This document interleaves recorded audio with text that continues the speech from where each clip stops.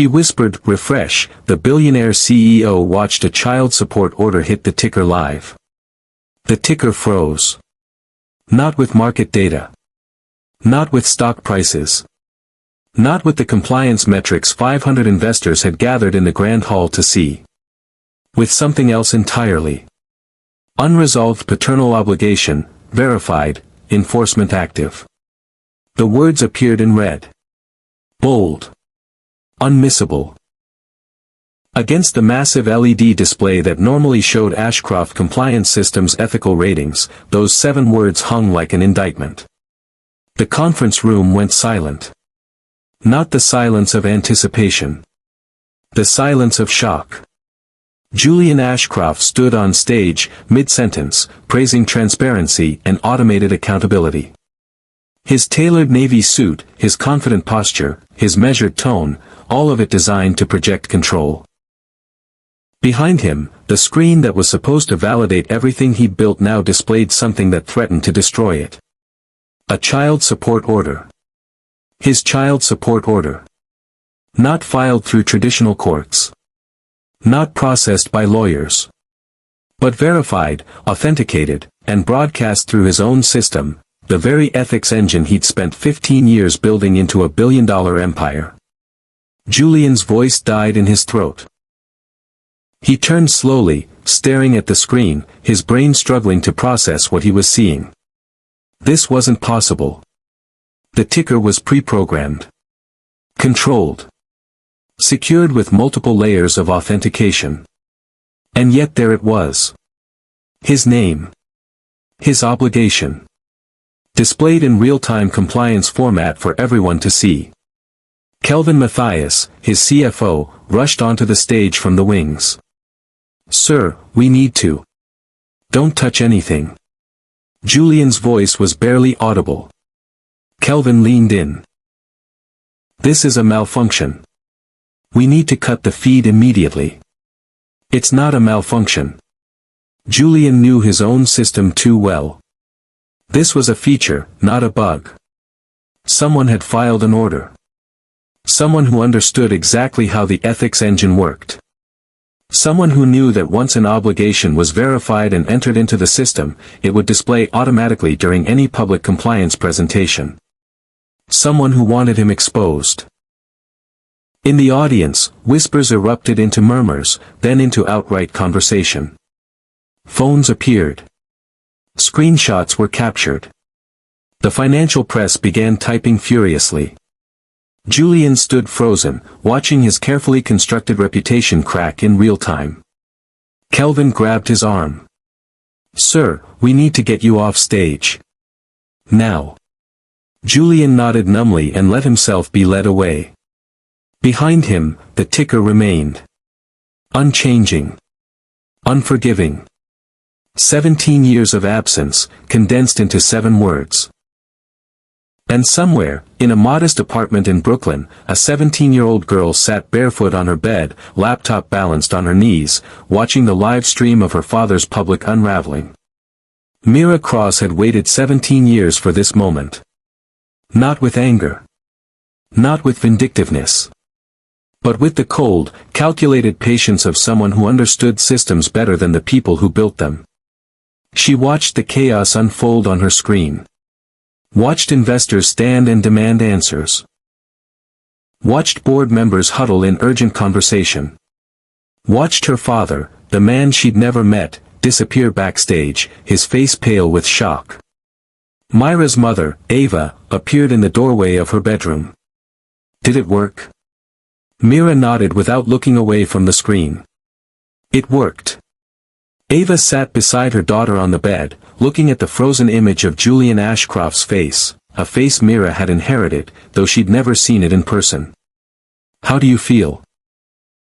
Mira thought about the question carefully. She always thought carefully. It was one of the things that made her dangerous.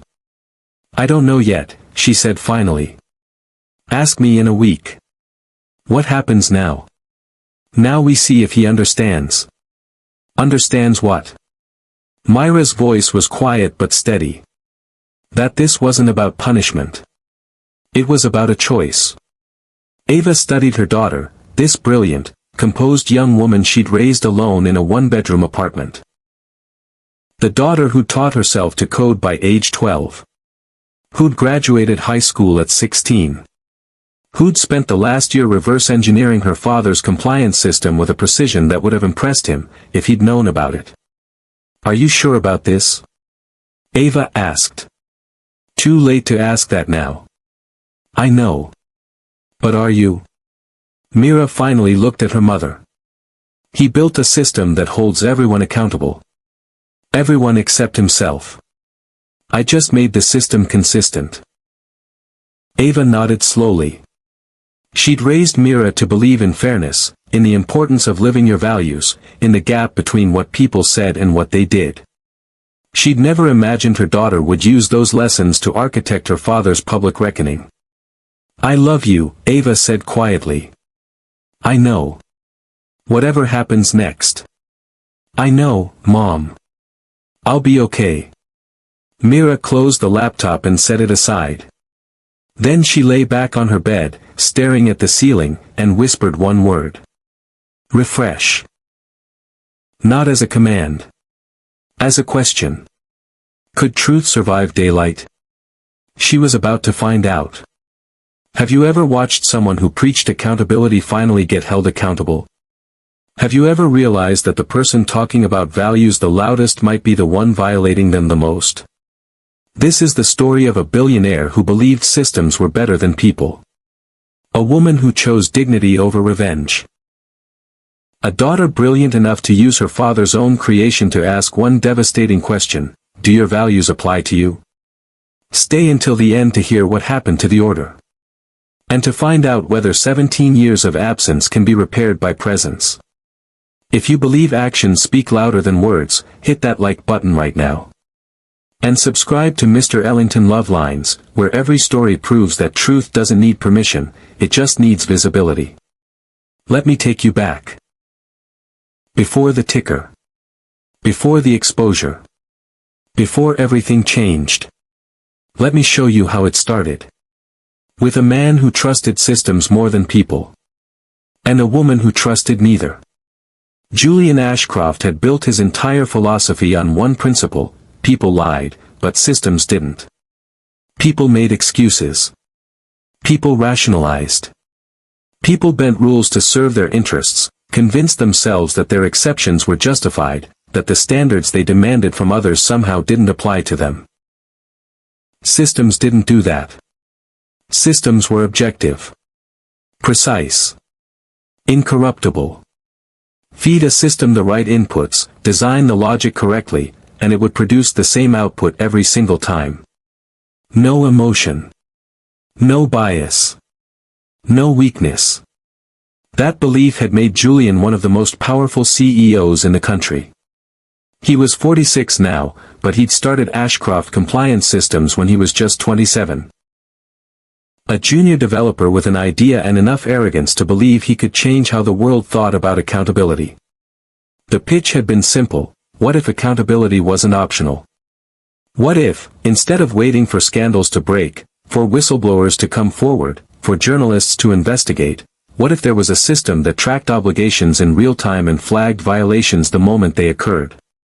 Publicly. Automatically. Irreversibly. The first investors had been skeptical. You want to build a system that tattletales on corporations? No, Julian had corrected. I want to build a system that makes tattletaling unnecessary. Because everyone knows they're being watched. It had taken 3 years to build the prototype. 5 more to get the first major contracts. But once the ethics ticker launched, everything changed.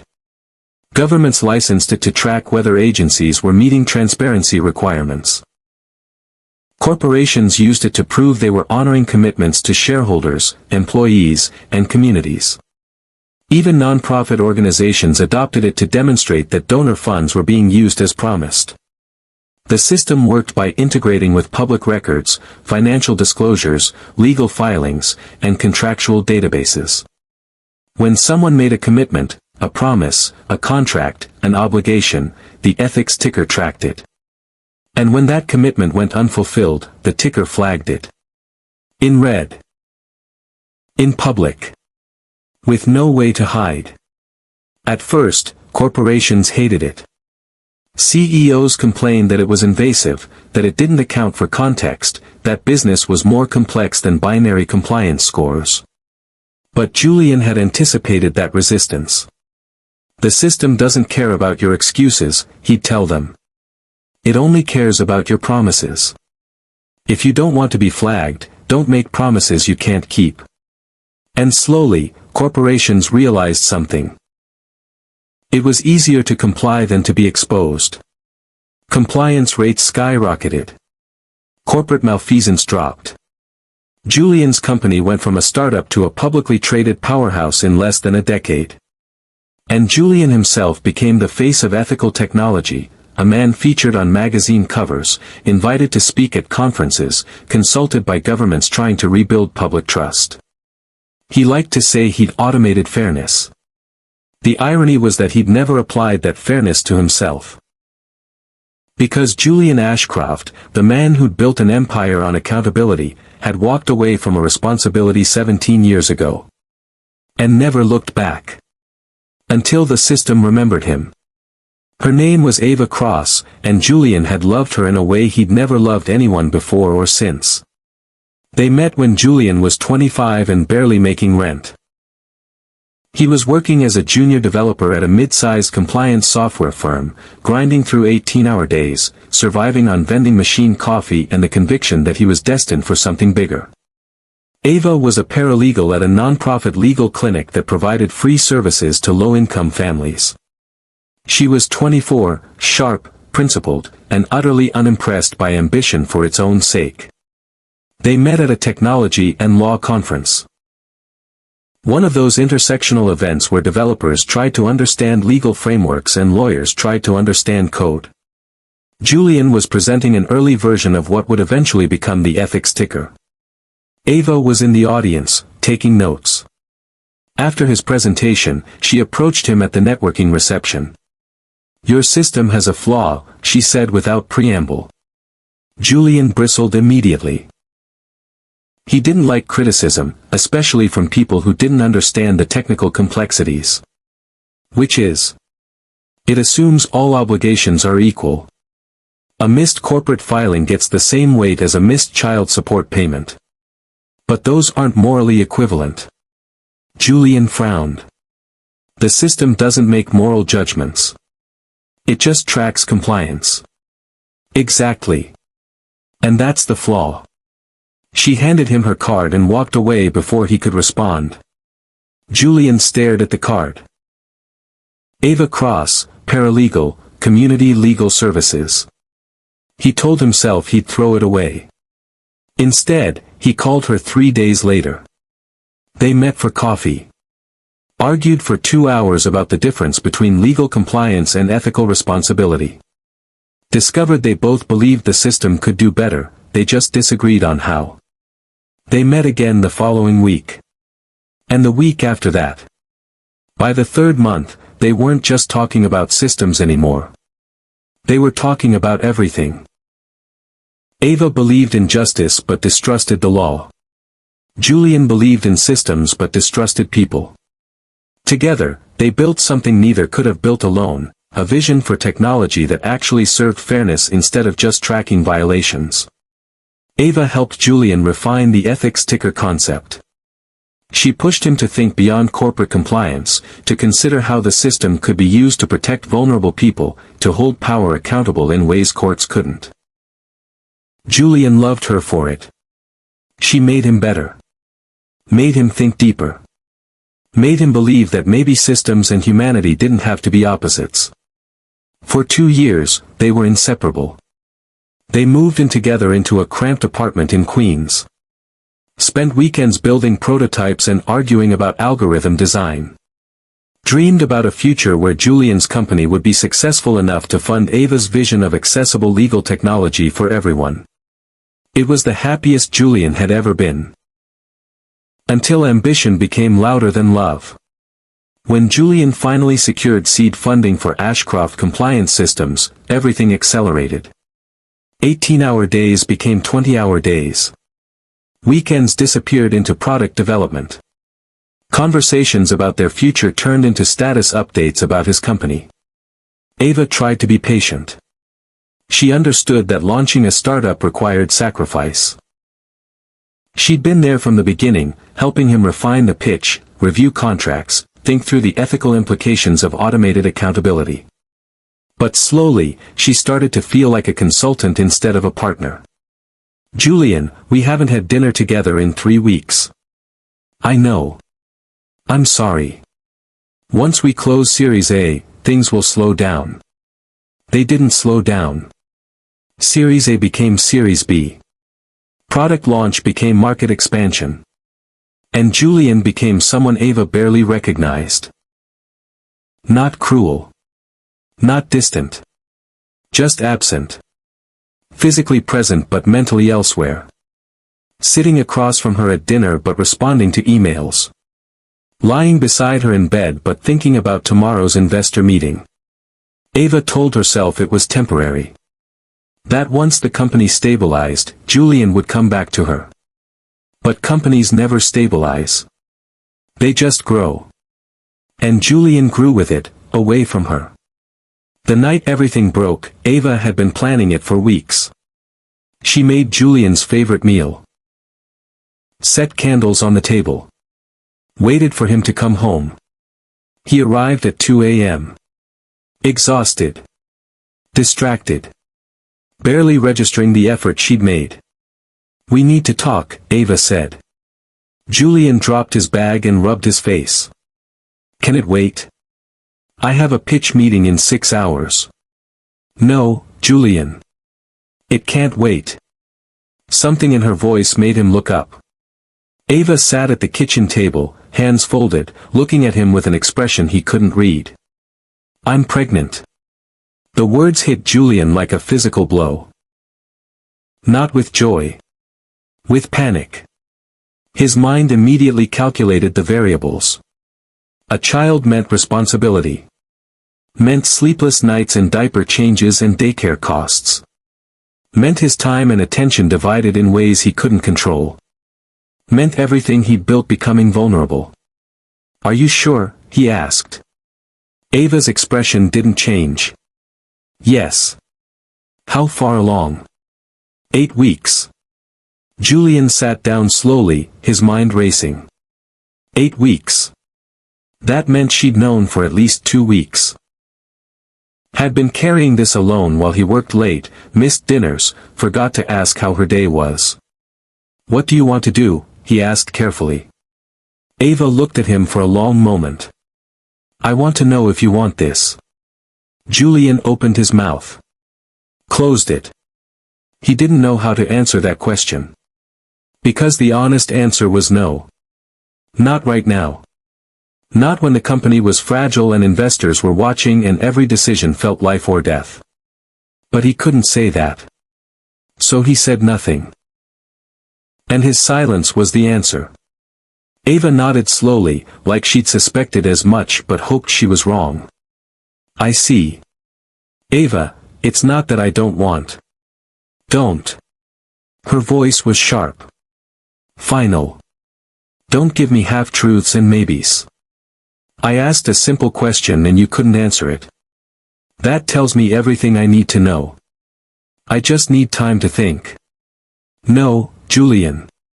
You don't get to think about whether you want to be a father. You either do or you don't." She stood and walked to the bedroom. "I'm keeping the baby. With or without you. You have a week to decide what you want." Julian sat at the kitchen table until dawn, staring at his laptop screen, unable to work, unable to sleep. He told himself he needed to be rational. To think through all the implications. To make the smart choice. But he already knew what the smart choice was. And he hated himself for knowing it. 2 weeks later, Julian sent a text. "I can't do this right now. I'm sorry." He didn't call. Didn't explain. Didn't try to work it out. He just left. Moved out while Ava was at work. Transferred half the rent money to her account for 3 months. Then stopped. He told himself he'd circle back once the company was stable. Once he had the resources to help properly. Once he could be the father a child deserved. But stable never came. Stable was always 3 months away. 6 months away. After the next funding round. After the next product launch. And eventually, Julian stopped thinking about it altogether. He buried the guilt beneath layers of achievement. Convinced himself that walking away had been the responsible choice, actually. That bringing a child into the world when he couldn't be present would have been worse. That Ava was better off without him. He never checked. Never called. Never sent money. Just erased her from his life like deleting a line of code. And told himself it was for the best. While across the city, Ava Cross gave birth to a daughter. Alone. Ava Cross never filed for child support. Not once. People told her she was crazy. Her mother, he's legally obligated. Make him pay. Her sister, why are you protecting him? He abandoned you. Her friends, at least get the money. You're entitled to it. Even her supervising attorney at the legal clinic, a woman who'd spent 30 years fighting for client rights, pulled her aside. Ava, I've reviewed your situation. You have an open and shut case. He's the father. He has substantial income.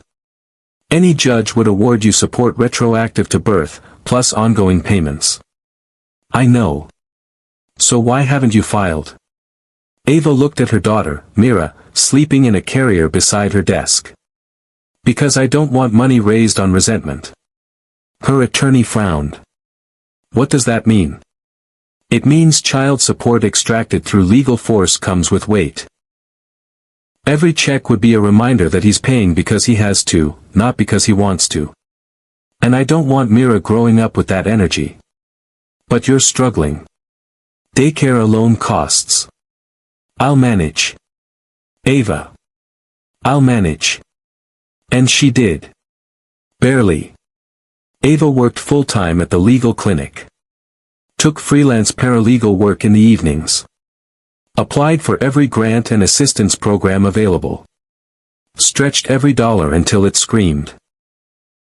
They lived in a one-bedroom apartment in a neighborhood gentrification hadn't reached yet. Second-hand furniture. Thrift store clothes. A single laptop that had to last. But also, library cards. Books everywhere. Museums on free admission days. Long conversations about how the world worked and why it didn't always work fairly. Ava made sure Mira understood 2 things. 1, she was loved. Completely. Unconditionally. 2, her father's absence wasn't her fault. When Mira was old enough to ask questions, Ava answered them honestly. Where's my dad? He's not here. Why? Because when I told him I was pregnant, he got scared and left. Did he not want me? Ava chose her words carefully. I don't think he didn't want you. I think he wanted other things more. And when people are scared, they make choices they later regret. Does he regret it? I don't know, sweetheart. I haven't spoken to him in a long time. Will he ever come back? I don't know that either. Mira absorbed this quietly. She didn't cry. Didn't rage. Just nodded and went back to reading. She was 6 years old. As Mira grew, the questions stopped. But the curiosity didn't. By the time she was 10, Mira had taught herself to search public records. Found her father's name on business filings. Learned what Ashcroft compliance systems did. She read articles about Julian. Watched interviews. Studied the ethics ticker. Not with anger. With fascination. Because the irony was impossible to miss. Her father had built the world's most powerful accountability system. And had never been accountable to her. Ava noticed what Mira was doing but didn't stop her. "Are you okay?" she asked one evening, finding Mira surrounded by printouts of Julian's company documents. "I'm fine. You're allowed to be angry, you know."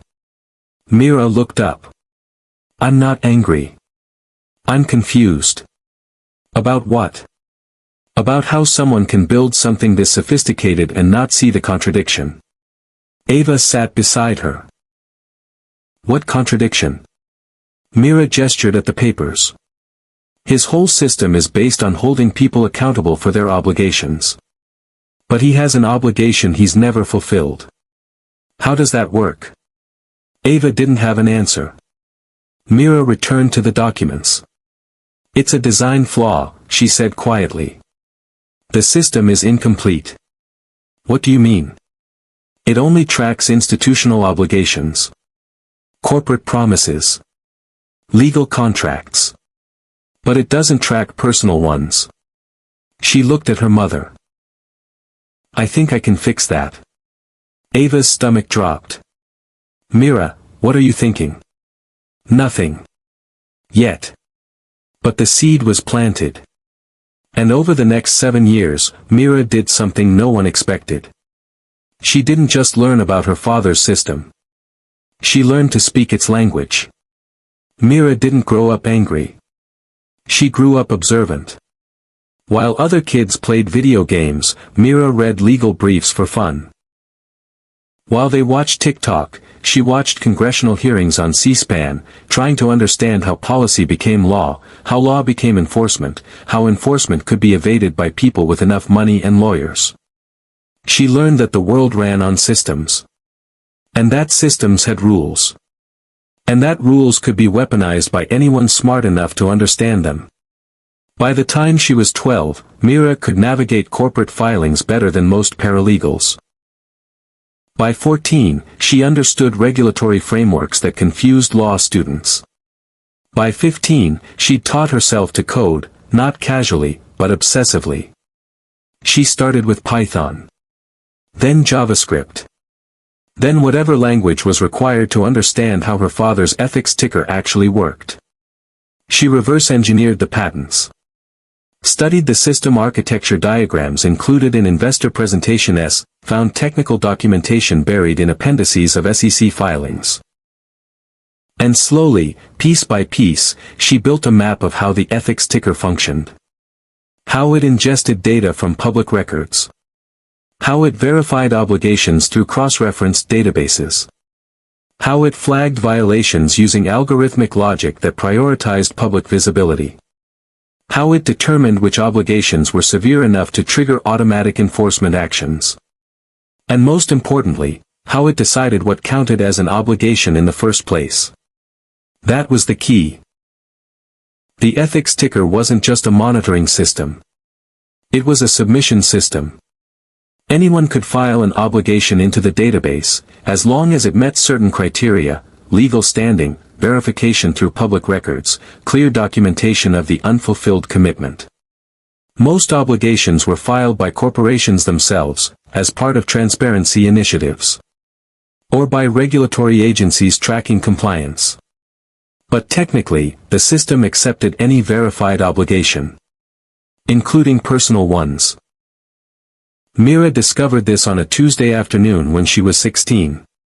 She was reading through the ethics ticker's API documentation, publicly available for developers who wanted to integrate the system into their own platforms.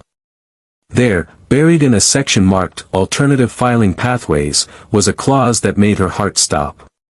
Section 7.4, B. Personal Obligations. The ethics ticker accepts filings for personal obligations, child support, alimony, restitution agreements, etc. Provided the obligation meets verification standards and is sourced from official legal or financial records. Mira read it 3 times. Then opened a terminal window and started testing. She created a dummy filing. Used publicly available templates for child support documentation. Ran it through the verification API to see if the system would accept it.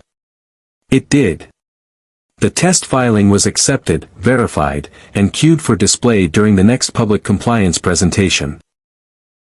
Mira cancelled the test immediately. But the proof of concept was complete.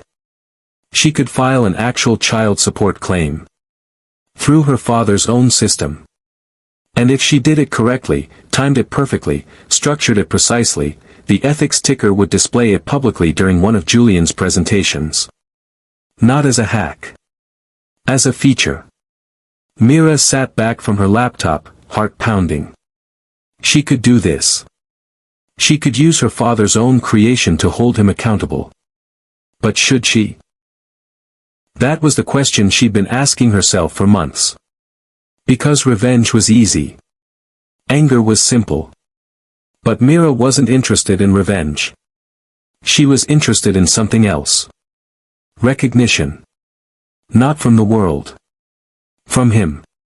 She wanted her father to look at his own system and finally see himself reflected in it. She wanted him to understand that accountability wasn't just for corporations and governments and other people. It was for him too.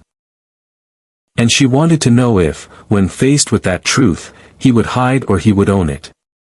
That was the test. Not whether she could expose him. But whether he could choose accountability when it was finally demanded of him. Mira spent 6 months planning. She researched her father's schedule. Found out that he had a major investor presentation coming up, one of the quarterly briefings where he showcased the ethics ticker's effectiveness to current and prospective shareholders. Perfect. She prepared the documentation meticulously. Her birth certificate. Ava's sworn affidavit identifying Julian as the father. Financial records showing he'd never provided support. Legal templates demonstrating that the obligation existed and remained unfulfilled. Everything verified. Everything sourced. Everything meeting the ethics ticker's own standards. But Mira did something else too. Something no one would discover until later. She embedded conditional logic in the filing. The order wasn't designed to enforce payment. It was designed to display publicly, then dissolve if certain conditions were met. Specifically, acknowledgement. If Julian publicly and privately acknowledged his responsibility, the order would automatically terminate. No penalties. No enforcement. No legal consequences. Just recognition. Mira coded it carefully, disguised the logic within the standard filing architecture, made sure it would survive any routine technical review. This wasn't punishment. It was an invitation. The night before she submitted the filing, Mira couldn't sleep.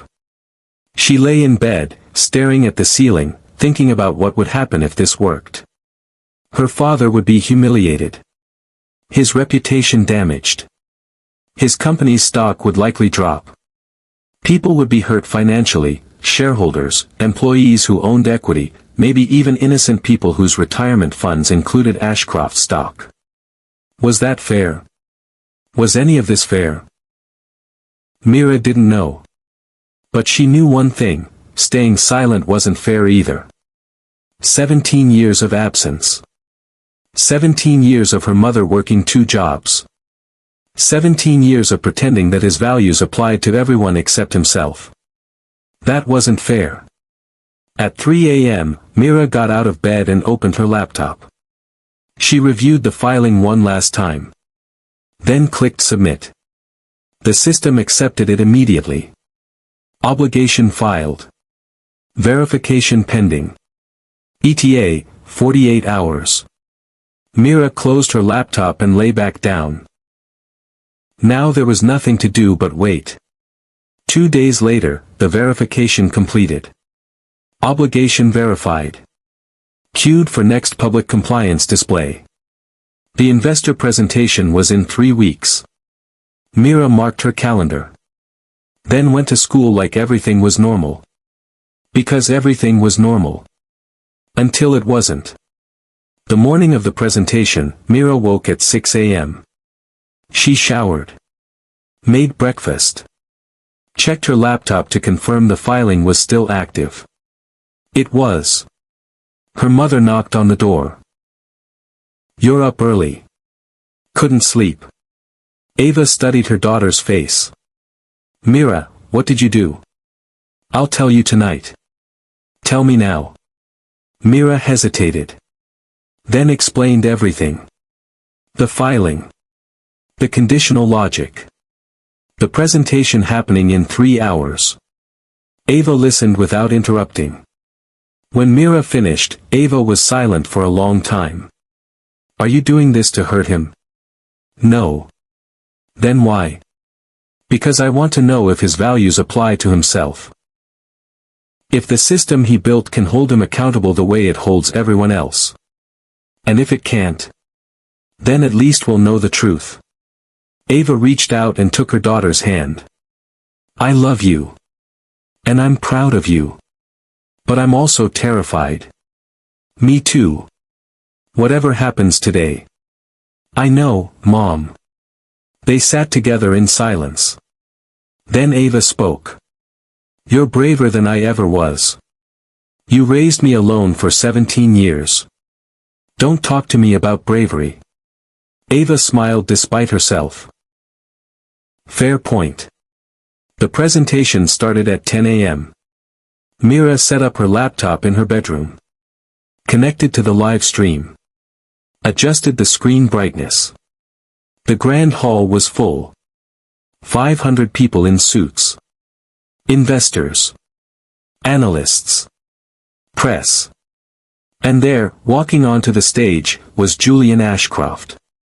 Mira had seen him in photos, in videos, in interviews. But watching him now, live, about to be exposed by the system he'd created, it felt different. She felt nothing. Not hatred. Not satisfaction. Just a strange, hollow curiosity. Would he understand? Or would he hide? Julian began his presentation. Good morning. 15 years ago, I asked a simple question: what if accountability wasn't optional? Mira whispered to her screen. Good question, Dad. Let's find out. Behind Julian, the ethics ticker came to life. Green metrics. Compliance scores. Everything running perfectly. Julian continued his speech. He talked about transparency. About how the ethics ticker had revolutionized corporate accountability. About how truth couldn't hide in the age of real-time verification. Mira watched the timer on her laptop. The filing was scheduled to display at 10:17 a.m. Exactly 17 minutes into the presentation. Symbolism mattered. At 10:16, Mira took a deep breath. At 10:17, the ticker changed. The compliance metrics vanished. Replaced by 7 words in red. Unresolved paternal obligation, verified, enforcement active. The room went silent. Julian stopped mid-sentence. Turned. Stared at the screen. And Mira watched her father's face crumble in real time. She whispered one word. Refresh. Not as a command. As a question. Could truth survive daylight? The answer was about to reveal itself. The silence in the grand hall lasted exactly 4 seconds. Then it shattered. Investors stood. Phones appeared. The press section erupted into frantic typing and urgent phone calls. On stage, Julian Ashcroft stood frozen, staring at the ticker that had just indicted him in front of 500 people. Kelvin Matthias, his CFO, appeared from the wings, moving fast. Sir, we need to go. Now. Julian didn't move. Sir. Who filed this? Kelvin grabbed his arm. We don't know. But we need to get you off stage before what? Before everyone sees. They already see, Kelvin. Julian's voice was hollow. Distant. Kelvin physically pulled him backstage as security personnel moved to block the press from following. Behind them, the ticker remained unchanged. The display didn't flicker. Didn't reset. Just sat there, broadcasting Julian's failure to the world. In the audience, a senior analyst from Goldman Sachs stood and walked out, already on his phone. Within minutes, trading of Ashcroft compliance stock was halted pending news. Within an hour, the story hit Bloomberg, CNBC, and the Wall Street Journal simultaneously. Accountability CEO exposed for unpaid child support. Ashcroft Systems founder flagged by own ethics engine. Billionaire's hypocrisy revealed live during investor briefing. The story had everything: wealth, hypocrisy, technology turning on its creator. It went viral immediately. Backstage, Julian sat in a private room, head in his hands, while his executive team argued around him. "We need to issue a statement. We should claim it's a hack. The stock is going to crater. We need legal immediately." Julian raised his hand. Everyone stopped talking. "Is it true?" Sarah Kim, his general counsel, pulled out her tablet. "Is what true? The obligation. The claim. Is it legally valid?" Sarah had been pulling records for the last 10 minutes. "Yes. It's filed correctly. Sourced from public records. Birth certificate on file. Paternity can be verified. The system accepted it because it meets all compliance criteria. So it's true. Technically, yes. Not technically. Either I have an unfulfilled obligation or I don't." Sarah hesitated. "You do." Julian nodded slowly. "Then we're not calling it a hack." "Sir. I said no. Find out who filed it. I want to know everything." Sarah scrolled through the documentation. The claimant is listed as Mira Cross. Age 17. Filed pro se. No attorney of record. The room went completely silent. Julian's face drained of color. "What did you say?" "Mira Cross." "How old?" 17. Julian did the math in his head. 17 years. 9 months. Oh God. Kelvin leaned forward. "Sir, do you know this person?" Julian couldn't speak. Couldn't breathe. His daughter. The daughter he'd never met. Never supported. Never acknowledged. She'd done this. Not through lawyers. Not through courts. Through his own system. She'd used the ethics ticker. His creation, his pride, his legacy, to hold him accountable. And she'd done it perfectly. Julian stood abruptly. "I need to see the full filing. Every detail. Everything." Sarah handed him her tablet. Julian scrolled through the documentation with shaking hands. The filing was extraordinary. Precise. Professional. It cited specific statutes, included verified records, structured the obligation according to the ethics ticker's exact specifications. This wasn't amateur work. This was someone who understood his system better than most of his own engineers. But there was something else. Buried in the metadata, almost hidden, a text file labeled readme.txt. Julian opened it. "This order exists to be seen, not executed. If you acknowledge responsibility, publicly and privately, it will dissolve. No enforcement. No penalties. No legal consequences. Just acknowledgement. The choice is yours." Julian read it 3 times. This wasn't punishment. It was an invitation. His hands stopped shaking. He looked up at his team, these people who'd helped him build an empire, who trusted him to lead them, who were now watching that empire crack in real time. "Clear the room," Julian said quietly. "Sir. Everyone out. I need to think." Kelvin hesitated. "The board is calling an emergency meeting. They want you there in an hour. Tell them I'll be there." "What should we tell the press?" "Nothing. Not yet. Julian, the stock is down 18%. We need to say something.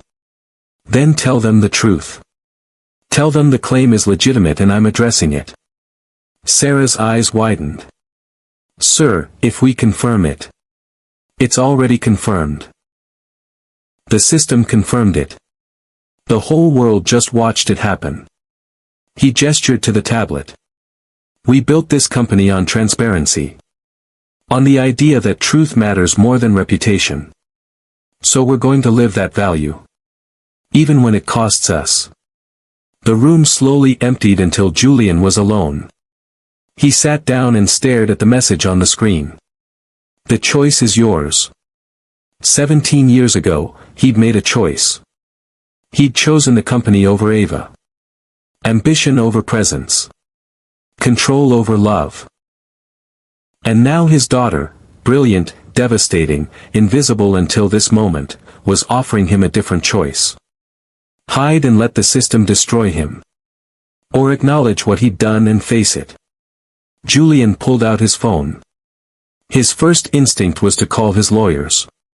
His PR team. His board chair. All the people who would tell him how to minimize damage, spin the narrative, protect his interests. Instead, he opened a new search. Ava Cross, Brooklyn. He found her address in minutes. Public records. The same system that had exposed him now showing him where to find her. Where to find them. Julian stood, grabbed his coat, and walked out. His assistant tried to stop him. Mr. Ashcroft, the board meeting. Reschedule it. Sir, you can't just. I'm going to see my daughter. He walked past her and out of the building. Behind him, his company continued to collapse. Stock falling. Press demanding answers. Board members panicking. But for the first time in 17 years, Julian didn't care about the company. He cared about something that mattered more. The drive to Brooklyn took 40 minutes.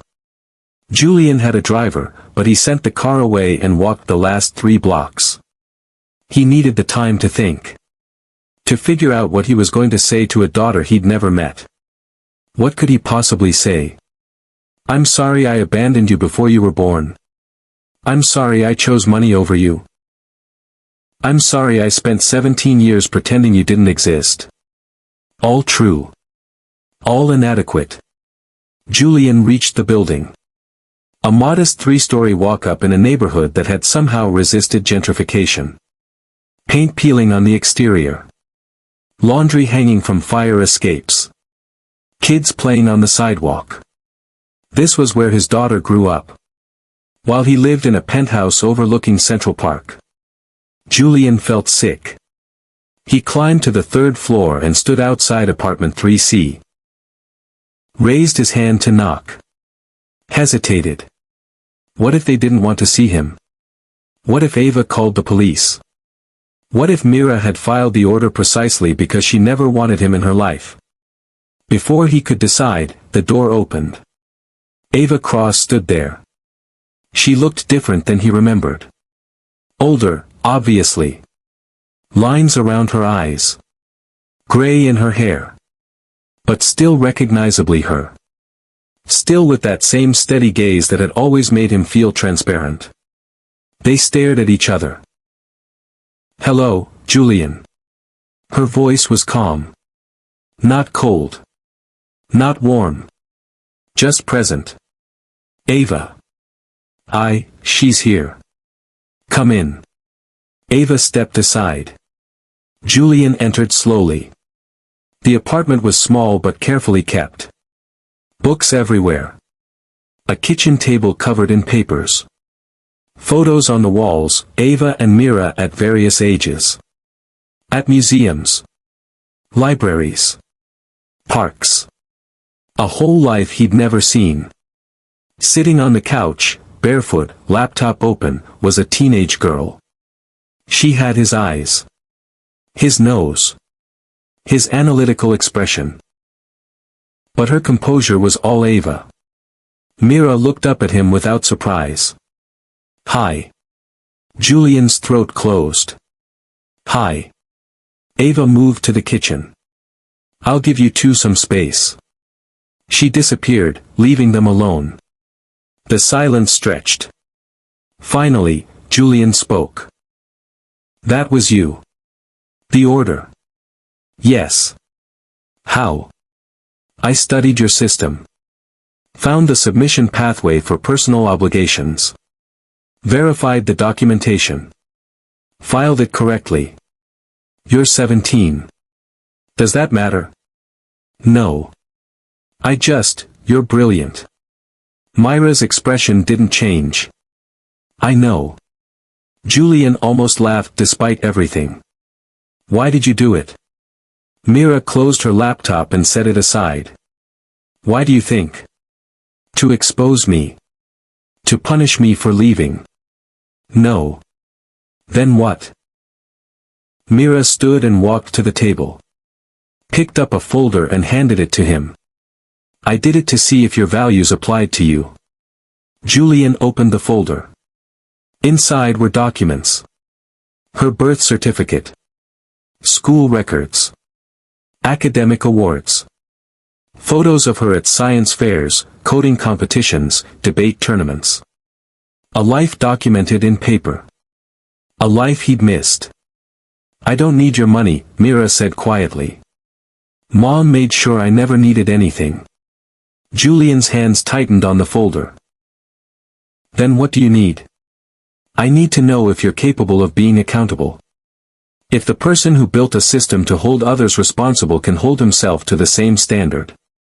She looked at him directly. You spent 15 years saying that truth matters more than reputation. That accountability isn't optional. That system should treat everyone equally. And then I found out you've never been accountable to me. That the system you built had a blind spot. You. Julian sank into a chair. You're right. I know I am. I was terrified. When your mother told me she was pregnant, I panicked. I thought I couldn't handle it.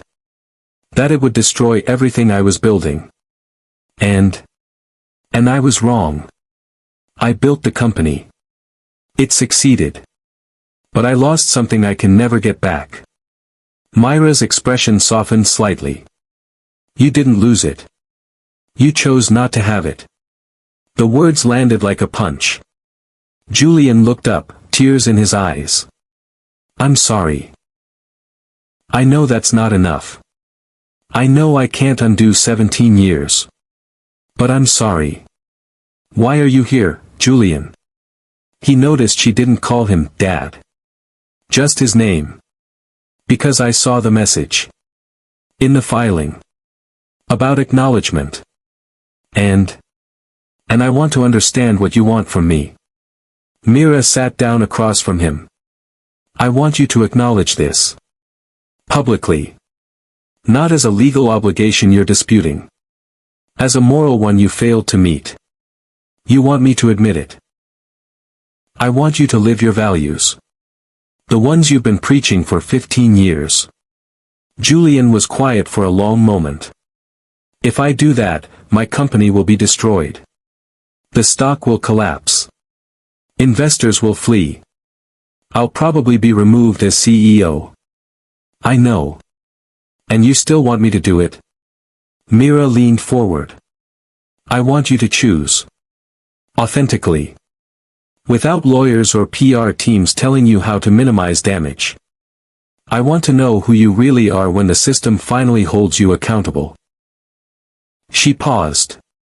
Are you the person who hides behind power and money? Or are you the person who actually believes in the values you've been selling? Julian stared at her. This remarkable, terrifying, brilliant daughter he'd never known. What happens if I acknowledge it? The order dissolves. No enforcement. No penalties. You just have to mean it. And if I don't? Then I'll know the truth about you. And so will everyone else. Julian stood and walked to the window. Below, kids were playing basketball in the street. Normal life. While his life imploded. He thought about the company, the board, the investors, everything he'd built. Then he thought about the message in the filing. The choice is yours.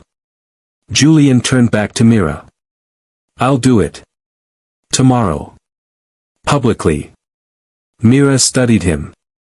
Why? Because you're right. I built a system to hold others accountable. And it would be cowardice to exempt myself. He paused. And because I want you to know that I can be better than I was. Mira nodded slowly. Okay. Can I ask you something? Sure. Can I see you again? After this? Not as an obligation. Just, to try to know you. Mira glanced toward the kitchen where Ava was listening.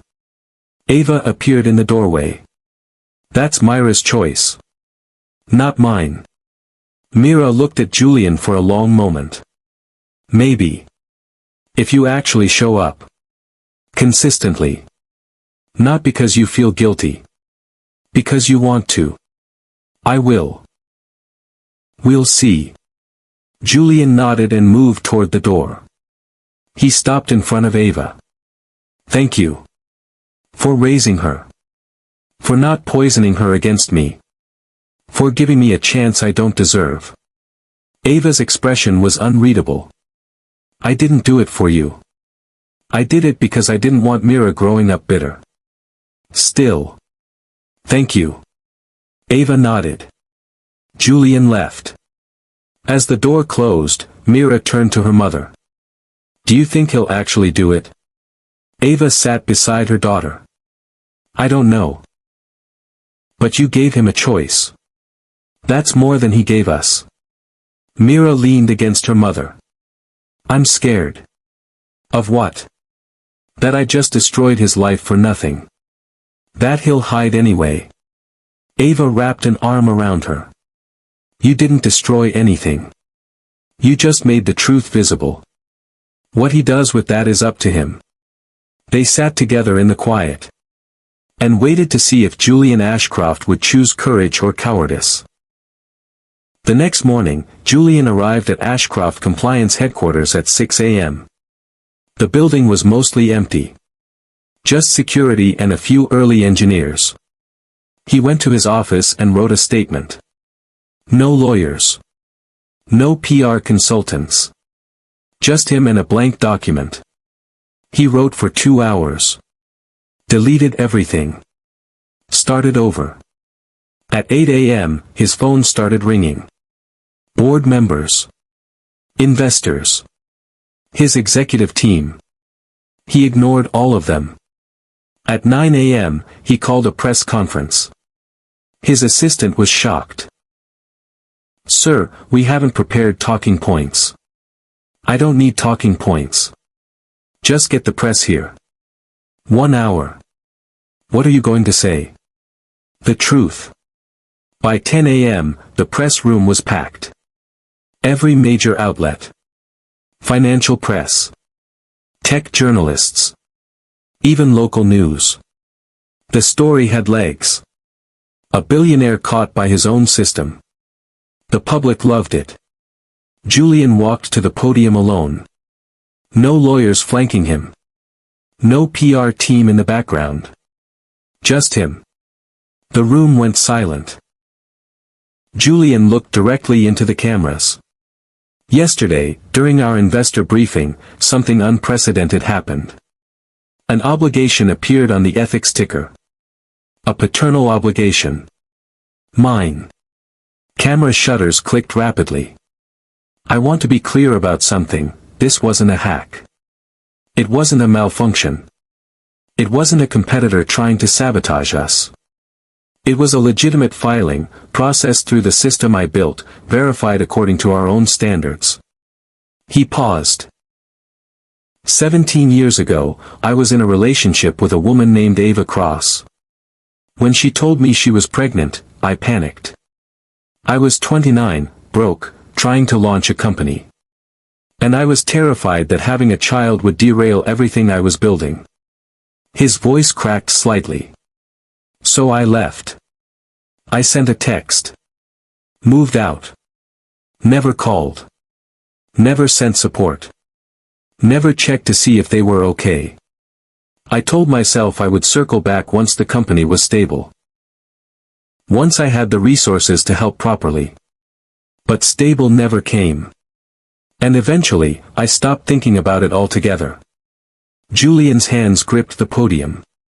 I built a company based on accountability. On transparency. On the principle that obligations matter and that hiding from them is morally wrong. And I spent 17 years hiding from my own obligation. The room was completely silent. Yesterday, my daughter, Mira, filed an order through our system. Not for money. Not for revenge. But to ask a simple question, do my values apply to me? He looked directly into the camera. The answer is yes. They have to be. Because if they don't, then everything I've built is a lie. Tears ran down his face. Mira, if you're watching, I failed you. I failed your mother. I failed the values I claimed to believe in. And I'm sorry. Not because the system exposed me. But because I finally understand what I did. I can't undo 17 years. I can't give you back the childhood I should have been present for. But I can acknowledge it. Publicly. Without excuses. He stepped back from the podium.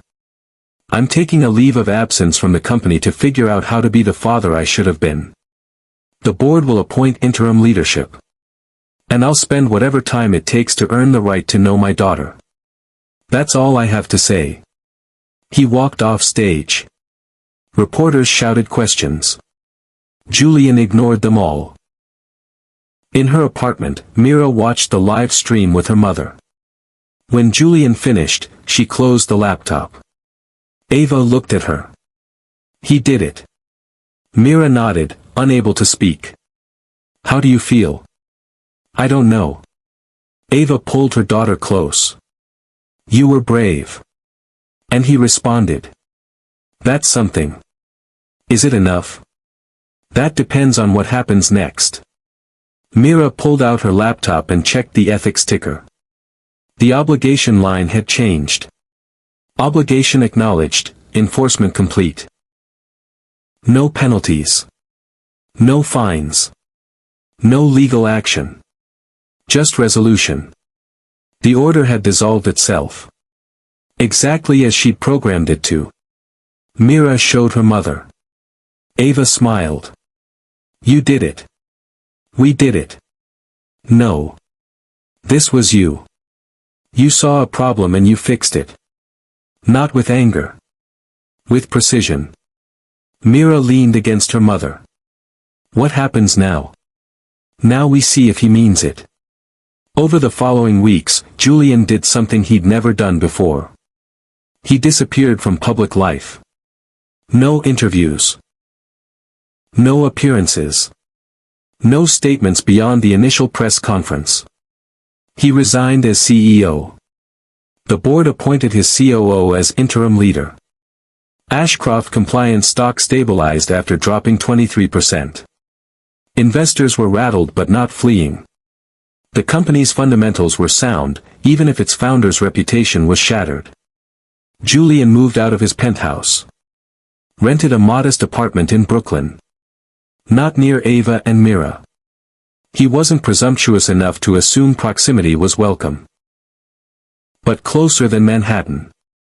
He called Mira once a week. At first, she didn't answer. He left voicemails. Hi. It's Julian. I know you're probably not ready to talk. I just wanted you to know I'm here. When you're ready.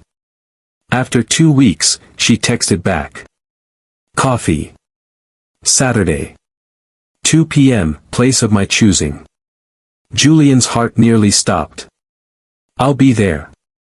Saturday afternoon, Julian arrived at a small cafe in Park Slope 15 minutes early.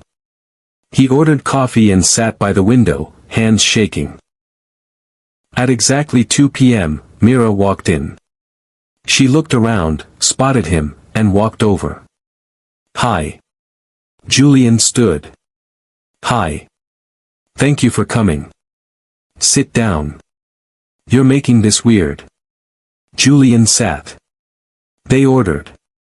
Neither spoke. Finally, Mira broke the silence. That was a good press conference. I meant every word. I know.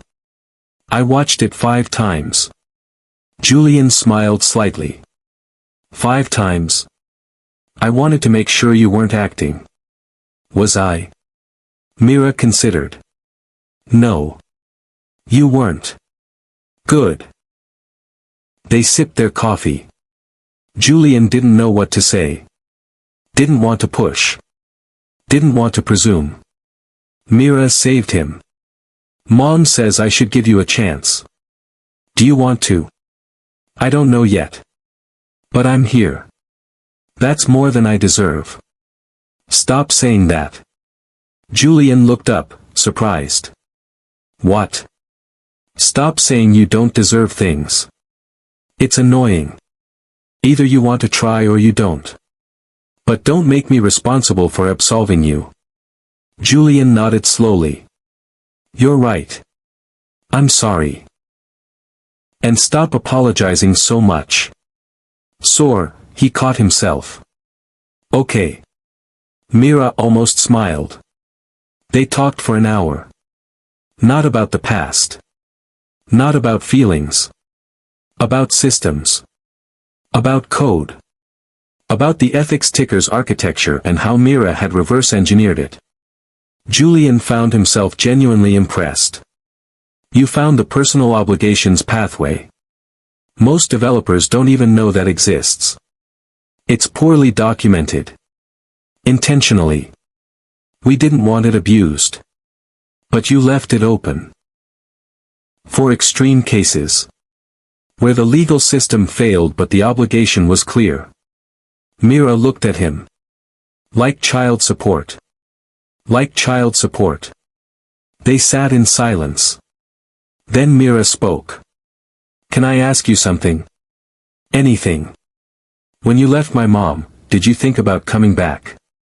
Julian thought carefully about his answer. Every day for the first year. Every week for the second. Every month for the third. And then eventually. I stopped thinking about it. Why?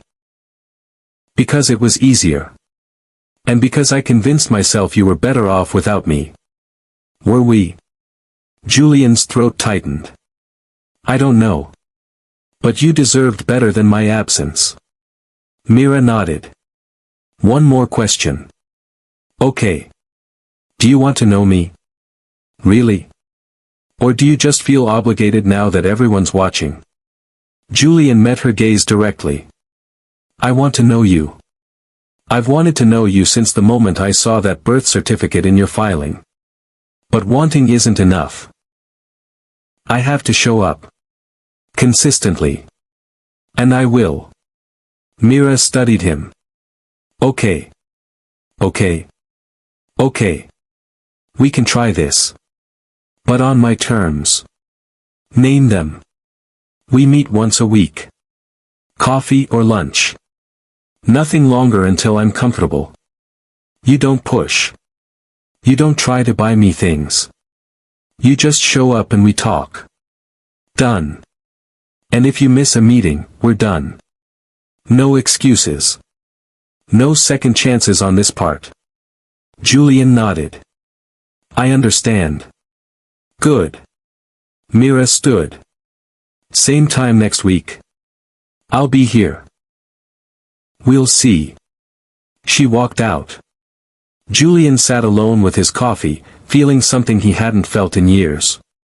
Hope. And terror. Because now he had to follow through. For the next 6 months, Julian showed up every Saturday. Without fail. Some weeks, Mira was warm. They talked easily about technology, about her plans for college, about books they'd both read. Other weeks, she was distant. Answered in monosyllables. Made it clear she was still deciding whether he was worth her time. Julian never pushed. Never asked for more than she was willing to give. Just showed up. Consistently. On a rainy Saturday in November, Mira arrived at their usual cafe looking troubled. "What's wrong?" Julian asked. "Nothing. Mira." She sighed. "I'm applying to colleges. MIT is my top choice. But the application asks about family income for financial aid calculations." "Okay. It's asking about you. Because technically, you're supposed to contribute." Julian saw where this was going. "Do you want me to fill out the forms?" "I don't want your money." "I know. But this isn't charity. It's support I should have been providing all along." Mira looked uncomfortable. "Mom says we don't need it." "Maybe not. But you've earned it. Not because of me. Despite me. And if filling out some forms helps you go to the school you want without student debt, then let me do that." Mira was quiet for a long time. "This doesn't change anything between us." "I know. I'm not doing this because I forgive you. I know that too." She pulled out the forms. "Fine. But you're doing all the paperwork." Julian smiled. "Deal." They spent the next hour filling out financial aid applications. It was mundane. Boring. And the most meaningful thing Julian had done in years. When Mira got her acceptance letter from MIT in March, she called Julian immediately. He answered on the first ring. "I got in." Julian's voice broke. "That's incredible. Congratulations. Full ride. Financial aid covered everything. You earned that." "I know." There was a pause. Then Mira spoke. "Thank you. For filling out the forms. For showing up. For not being terrible at this." Julian laughed through tears. "High praise. Don't let it go to your head." "I won't." Another pause. "Dad?" It was the first time she'd used that word. Julian couldn't breathe. "Yeah. I'm proud of myself. And I'm starting to think maybe I don't hate you as much as I thought I would." "That's a start." "It is. I'm proud of you too. So incredibly proud." "Okay. Don't get weird. I have to go." "Mira?" "Yeah. Thank you. For giving me a chance." "You're welcome. See you Saturday." She hung up. Julian sat in his apartment, staring at his phone, crying openly. His daughter had called him dad. And she didn't hate him. It wasn't forgiveness. But it was something. And that was enough. The next 4 years passed in a rhythm Julian had never experienced before. Consistency. He showed up for Mira. Every week when she was home from MIT. Every month when she wasn't, video calls scheduled around her exams and his travel. He attended her graduation. Sat in the audience with Ava and watched Mira walk across the stage, brilliant and composed.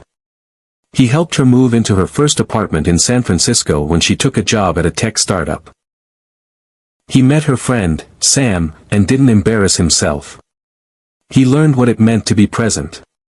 Not perfect. Not making up for lost time. Just consistently there. Ava slowly softened toward him too. Not romantically. That ship had sailed and sunk 17 years ago. But they became something like friends.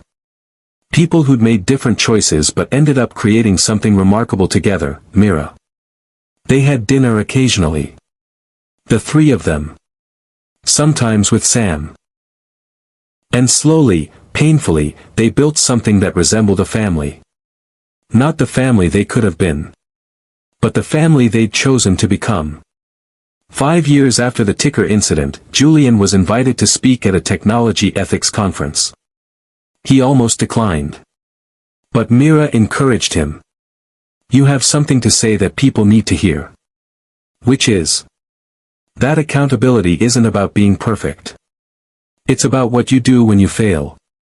So Julian accepted. The auditorium was full. Students, developers, ethicists, people interested in the intersection of technology and morality. Julian stood at the podium without notes. 20 years ago, I built a system to hold people accountable. I believed that systems were more reliable than people. That technology could enforce fairness in ways humans couldn't. He paused. And then my daughter used that system to hold me accountable for something I'd spent 17 years avoiding. The room was silent. I was humiliated. My company's stock dropped 23% in a day. I was forced to resign as CEO. My reputation was destroyed. He smiled slightly.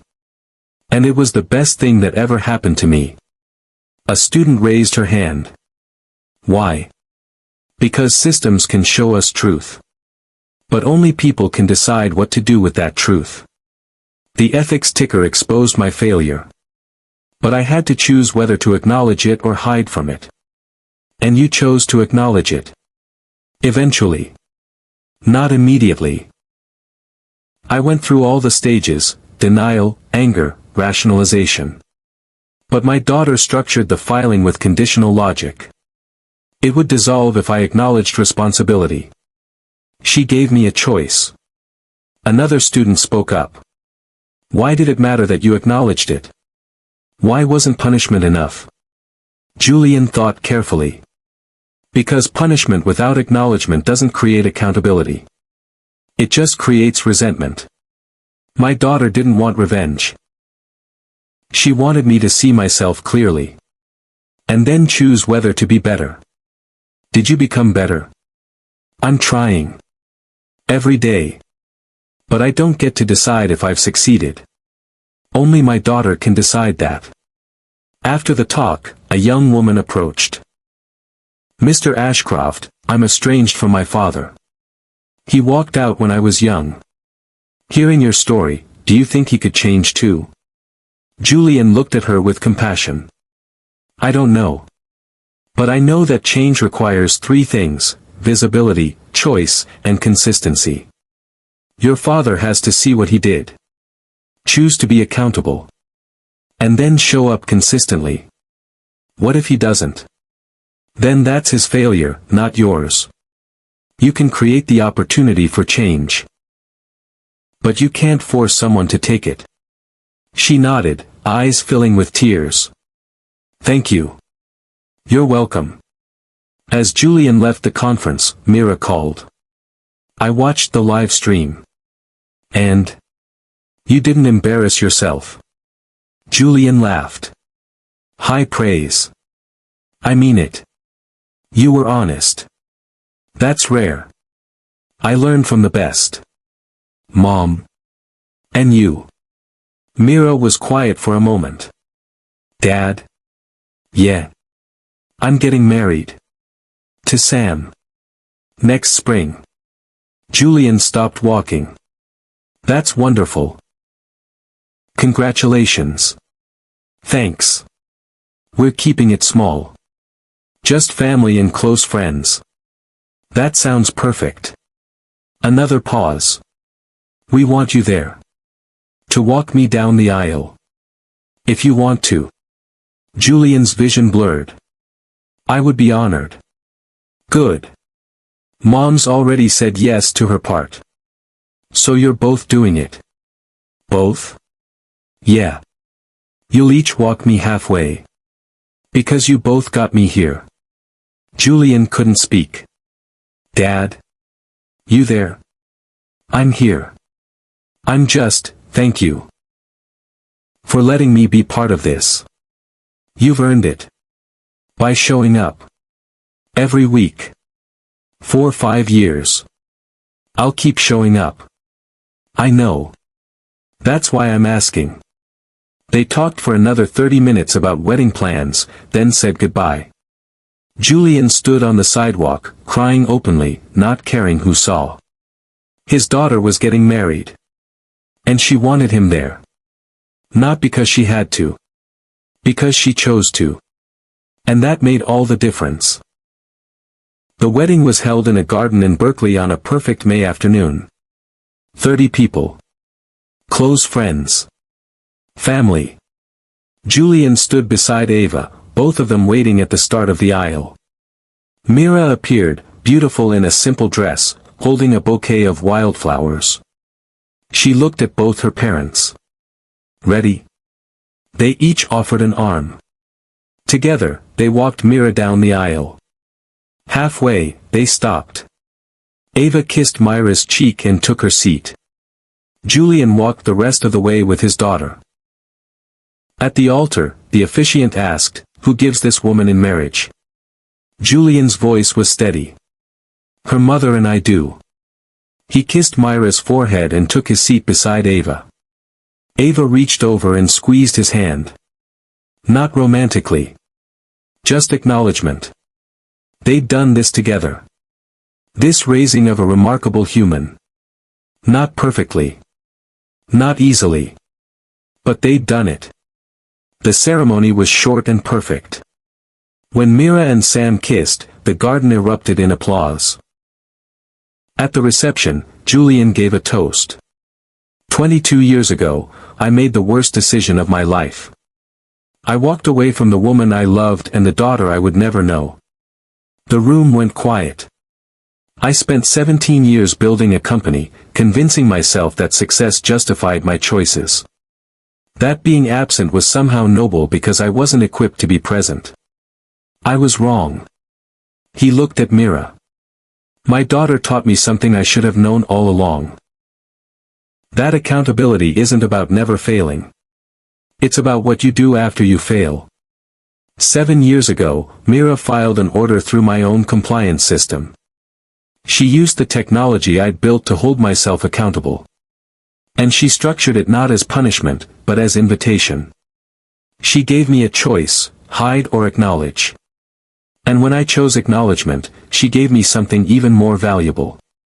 A chance to try. His voice broke slightly. I can't undo the past. I can't give back the years I missed. But I can be present now. And I can tell you that the last 7 years of knowing my daughter have been the most meaningful of my life. He raised his glass. Mira and Sam, thank you for letting me be here. For letting me be part of your lives.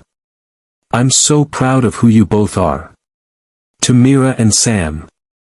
To Mira and Sam. After the reception, as guests were leaving, Mira found Julian sitting alone. Good toast. Thanks. You made people cry. Including me. Mira sat beside him. I need to tell you something. Okay. When I filed that order 7 years ago, I wasn't sure what I wanted. Part of me wanted you to suffer. To feel what it was like to be exposed. Julian nodded. But mostly, I just wanted to know if you were capable of choosing accountability. If the person who'd built a system to enforce truth could live truthfully. And you did. Not perfectly. Not immediately. But eventually. And then you kept showing up. She took his hand. I don't know if this counts as forgiveness. But I don't hate you anymore. And I'm glad you're in my life.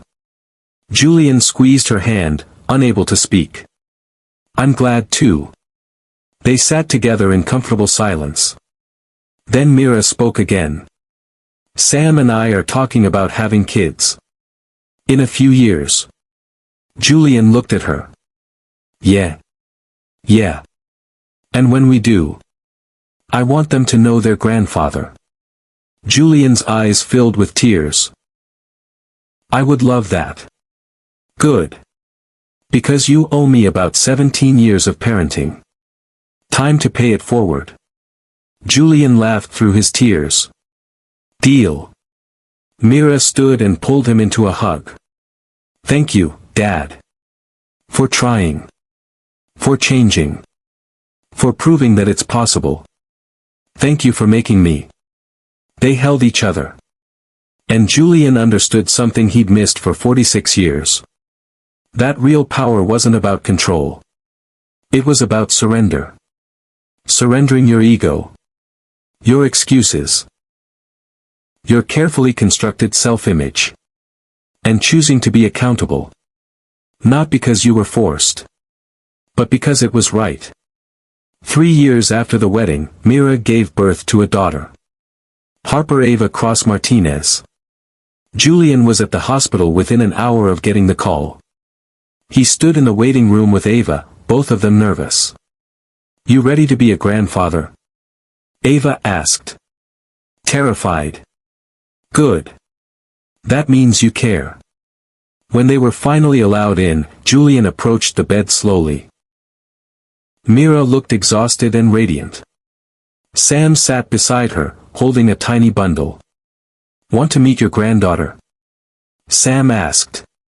Julian nodded, not trusting his voice. Sam placed Harper in his arms. Julian looked down at this perfect, tiny human. She had Myra's nose. Sam's mouth. And his eyes. "She's perfect," he whispered. "She is," Mira agreed. Julian sat down carefully, cradling Harper. "Hi, Harper. I'm your grandpa. And I promise you something right now. I'm going to be here. For every birthday. Every milestone. Every moment your moms will let me." He looked up at Mira. "I'm going to be the grandfather I wasn't able to be as a father." Mira smiled, tears streaming down her face. "I know you will." Over the next 2 years, Julian kept that promise. He visited Harper once a week. Read to her. Played with her. Changed diapers and walked her when she was fussy. He was gentle. Patient. Present in a way he'd never been with Mira. One afternoon, Ava stopped by while Julian was babysitting. She found him on the floor, building blocks with Harper, who was now almost 2. "You're good at this," Ava observed. Julian looked up. "I'm trying." "You are. And it shows." Harper toddled over and climbed into Julian's lap. He held her gently, and Ava saw something she'd never seen before. Julian at peace. "I wish I'd been this way with Mira," Julian said quietly. "You can't change the past. But you're doing this now. That matters. Does it make up for what I missed?" "Nothing makes up for that. But it's something. And Mira sees it."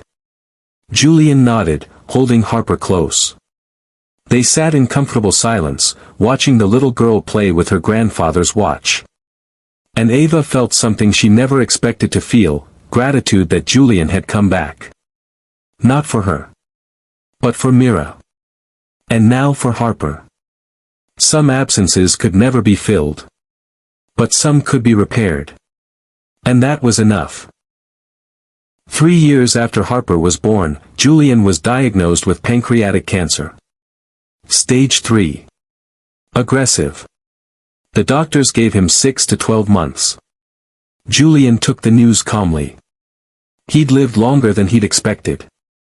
Loved more than he'd deserved. He told Mira over coffee at their usual cafe. They'd been meeting there every week for 13 years now. "How long?" she asked, voice steady but eyes filling. 6 months. Maybe a year if treatment works. Mira set down her cup. "What do you need?" "Time with you. With Harper. With Sam and your mom. I want to be present for whatever time is left." "Okay. And I want to tell you something." "What?" Julian's voice was thick with emotion.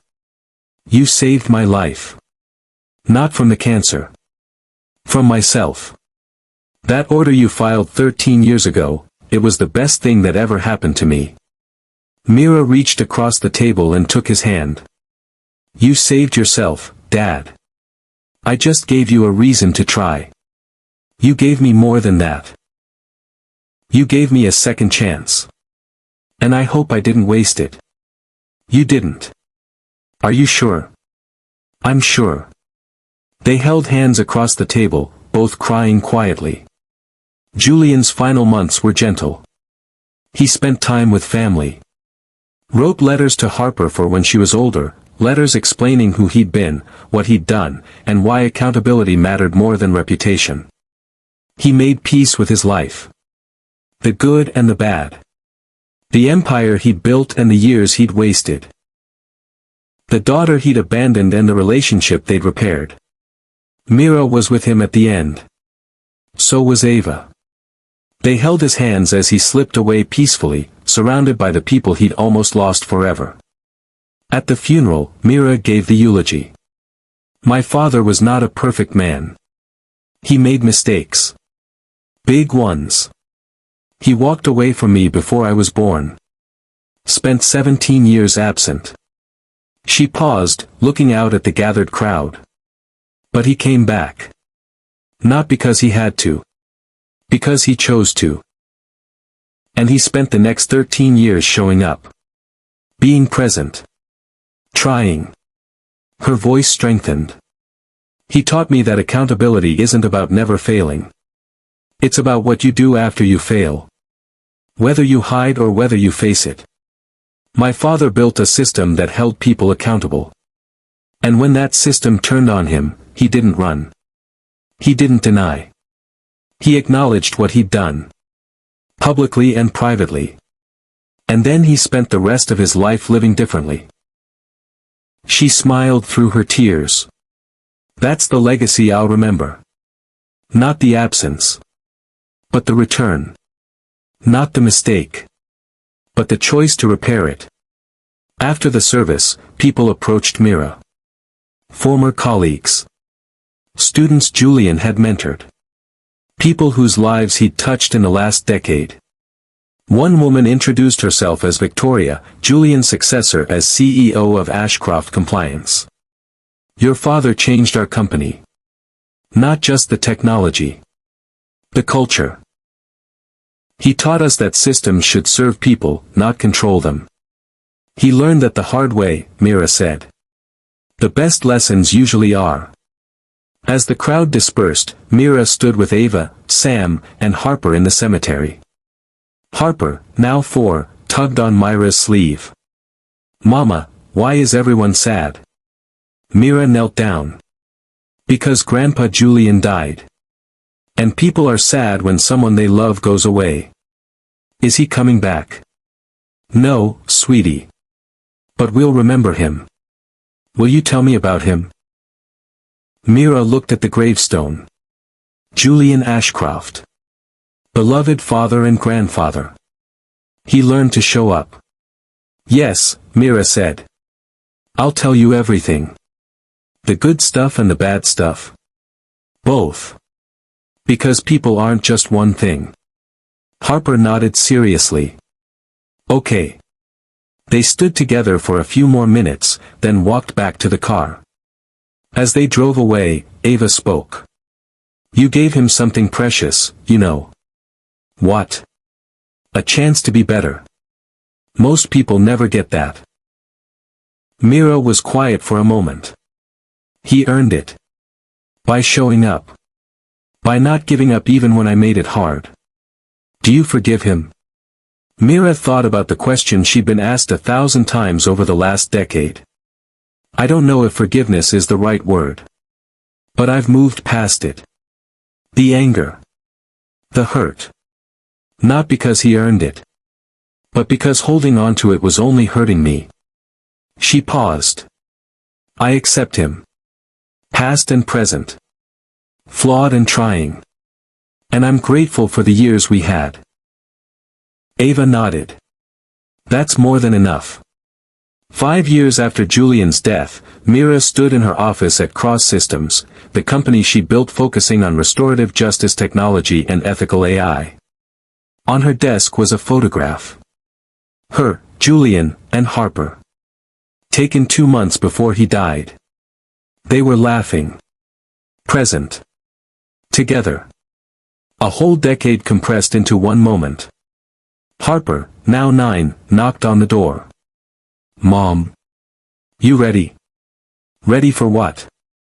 Career day at school. You're speaking. Remember? Mira smiled. Right. Let's go. They drove to the school, and Mira stood in front of a classroom of fifth graders. What do you do? A student asked. I build systems that help people be accountable to each other. Like punishment? No. Like recognition. Like making invisible things visible so people can choose to do better. Did you always want to do this? Mira thought about that question. No. I wanted to understand why smart people built powerful things and then forgot to apply those same standards to themselves. Did you figure it out? Sort of. I learned that systems can show us truth. But only people can decide what to do with it. Another student raised his hand. Is it true you used your dad's own company to expose him? Mira smiled. Yes. That's savage. It wasn't savage. It was necessary. Why?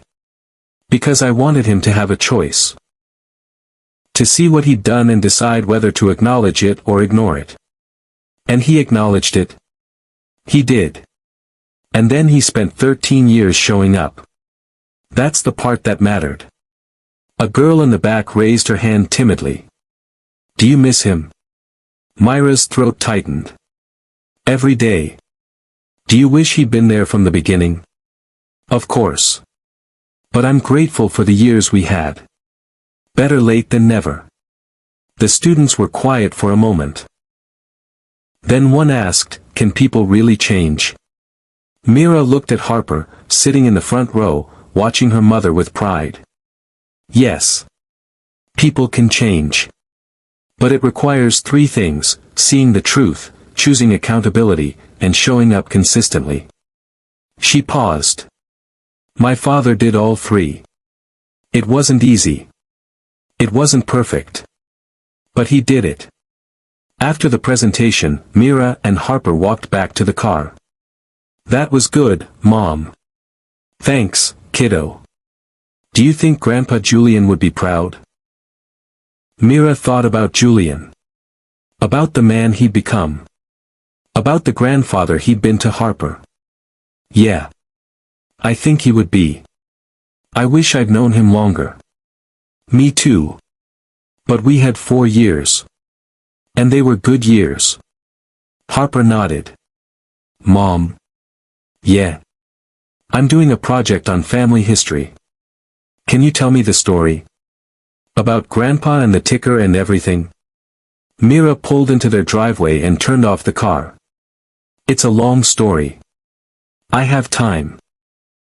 They went inside, and Mira pulled out the box she'd been saving. Inside were documents. The original ethics ticker filing. Photos from over the years. Letters Julian had written to Harper. And a flash drive. What's that? Harper asked. The code I wrote.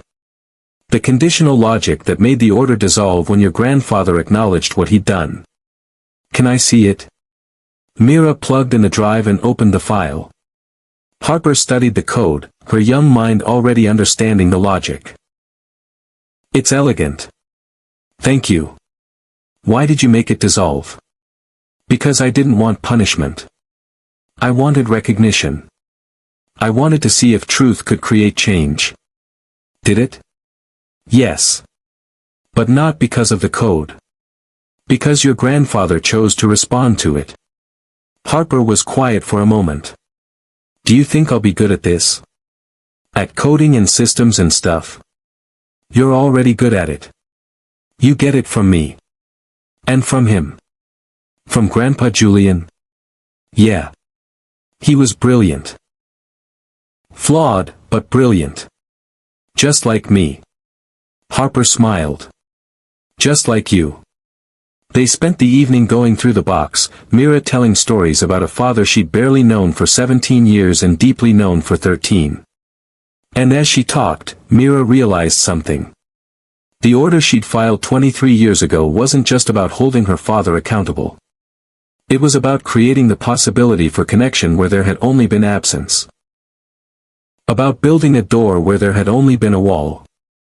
And her father had walked through it. Not perfectly. Not immediately. But consistently. And that had made all the difference. 25 years after the ticker incident, Mira received an invitation. The Technology Ethics Institute wanted to honor her father posthumously. She almost declined. But then she read the citation. Julian Ashcroft. For demonstrating that accountability begins with the willingness to be held accountable. Mira accepted. The ceremony was held at the same conference center where Julian had given his last public speech. Mira stood at the podium, holding the award, looking out at the crowd. 25 years ago, I did something that changed my life and my father's life forever. I filed a child support order through his own compliance system. The room was silent. People ask me if I regret it. If I wish I'd done it differently. If I think it was fair. And my answer is always the same. I don't know if it was fair. But it was necessary. She held up the award. My father built a system to hold others accountable. And when that system turned on him, he had a choice. Hide or acknowledge. Deny or accept. Run or face it. He chose to face it. Not immediately. Not perfectly. But eventually. And then he spent the rest of his life living differently. She looked directly at the camera. That's the lesson. Not that systems can enforce accountability. But that people can choose it. Even when it costs them. Even when it's hard. Even when it's too late to fix everything they broke. My father couldn't undo 17 years of absence. But he could be present for the years he had left. And he was. She set down the award. I'm accepting this on his behalf. Not because he was perfect. But because he proved that change is possible. That accountability can be chosen, not just enforced. That it's never too late to start showing up. The applause was thunderous. After the ceremony, a young woman approached Mira. Ms. Cross. I'm writing a paper on restorative justice in technology. Can I ask you something? Sure. When you filed that order, did you know how it would end? Mira thought carefully. No. I knew how I wanted it to end. But I couldn't control that. I could only create the opportunity for change. What my father did with that opportunity was up to him. And he chose well. Eventually, yes. But that was his choice, not mine. The woman nodded thoughtfully. Thank you. As Mira left the ceremony, her phone buzzed. A text from Harper, now 12. Saw the ceremony online. You were amazing. Grandpa would be proud. Mira smiled and texted back. Thanks, kiddo. He'd be proud of you too. Why? Because you're exactly the person he hoped you'd be. Kind. Smart. Present. Your mom's. And you. Mira stopped walking. His eyes filling with tears. Love you, Harper. Love you too, Mom.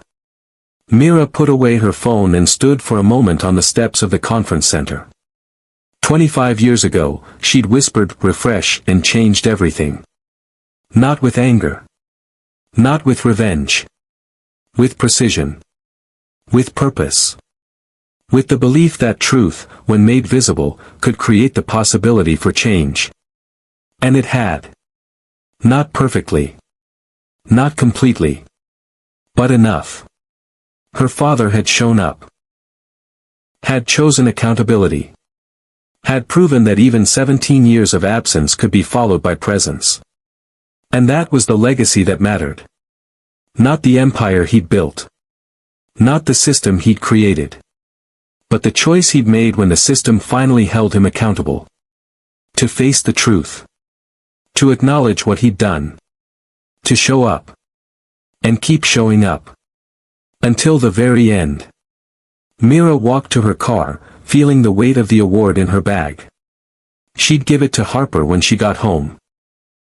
Let her granddaughter understand that legacy wasn't about perfection. It was about presence.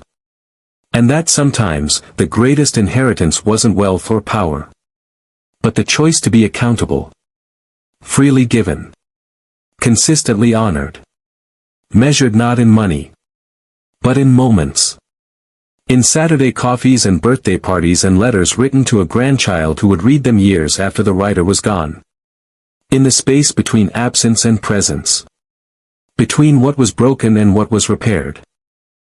Between 17 years of silence and 10 years of showing up. That was the story Mira would tell. Not of revenge. But of recognition. Not of punishment. But of possibility. Not of a system that destroyed a man. But of a man who let the system save him. By choosing to be accountable. When it finally, devastatingly, mattered. Have you ever been the person waiting for someone to show up? Have you ever been the one who finally did? This story isn't about perfection. It's about the courage to face what you've avoided and the grace to let someone try when they finally do. Some children inherit wealth. Others inherit silence. Mira inherited intelligence, and used it not to punish, but to create a door where there had only been absence. She didn't file that order for money. She filed it to see if truth could survive daylight. If values applied to the people who preached them. If a system built on accountability would recognize its own creator's failure. And Julian learned something no algorithm could teach him, that accountability given freely is the only kind that ever lasts. Not because you're caught. Because you choose it. Not because the system forces you. Because you finally understand. So here's the question, are you present for the people who matter? Are you living inside your own values? Are you accountable not just when it's convenient, but when it costs something? Because systems can show us the truth. But only we can decide what to do with it. Mira proved that truth doesn't need permission, it just needs visibility. And Julian proved that it's never too late to show up. Not to erase the past. But to build a different future. If this story reminded you that presence is a choice, share it. Tag someone who came back after being gone. Or someone you're still waiting for. And subscribe to Mr. Ellington Love Lines, because every day we tell stories that prove accountability is a gift, not a burden, and that love doesn't need perfection, it just needs consistency. Thank you for staying until the end. Your attention matters. And so does what you choose to do with the truth you see. Now go. Be present. Be accountable. Show up not because you have to, but because it matters. Because the people in your life deserve better than your absence. And remember that the best time to start was 17 years ago. But the second best time is now. Because that's what legacy really means. Not what you built. But who you chose to become when the system finally held you accountable. When the ticker froze and truth demanded an answer. When refresh became not a threat, but an invitation. When absence finally, mercifully, gave way to presence. That's the story. That's the lesson. That's what matters. Not the $1 billion. Not the empire. Not the system. But the choice. To see. To acknowledge. To show up. And keep showing up. Until there's nothing left but the truth that you were there. Present. Accountable. Human. And that, in the end, is enough.